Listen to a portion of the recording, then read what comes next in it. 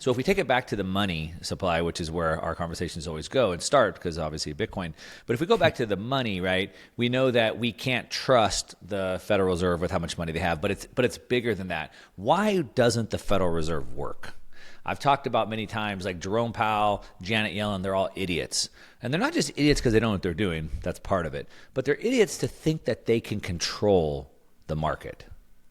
For any one person to think they can control a complex system like a market is an idiot. Like, you can't do that. And part of the reason why they can't do that is because of the information problem. They can't have enough information to control all of that input. Now, of course, Klaus Schwab in his fourth industrial revolution thinks AI can do that. That's a whole other topic. But back to the crisis and confidence of authority. So we have these authority figures, the doctor, the broadcaster. They don't have enough information. Cool. You're a doctor. Cool. So you did your 8 years in medical school. Cool. You've been a doctor for 10 years. Cool. But you're a general practitioner and all you've seen is this. You don't know anything about these specialty things, or you're the specialty, but you don't know about general. So that's still, they have that problem with the information gap. What caused this crisis is the internet. So now we have access to this information we didn't have to. So the doctor would have had to have gone to medical school to learn what was in the books, and he could tell us that. But today, with a snap of a finger, I can just find that information.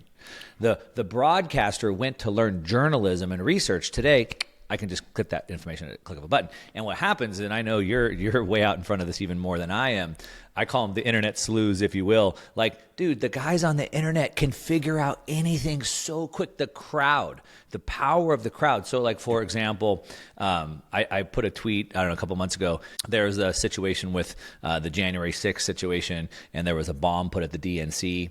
And all of a sudden, like, that story is like getting buried, but the guys on the internet found all the footage, found all the cameras, watched all the evidence, and put it all together in a way that just could never have been done before. It was the power of the crowd that sourced that, and I think my tweet was like, they never wanted us to have this much power. Right? This is why we can't have this much power. They can't allow us to do it. So it's a crisis in the confidence of authority. I don't care if you're the doctor, the broadcaster, and assuming you're doing your best. Let's just assume that you're doing your best. Now, you made the point they're lying to us, but assuming they're doing their best, they just can't. They don't have enough information to go against the power of the crowd. And so it's a big shift. As I always say, technology is what changes things.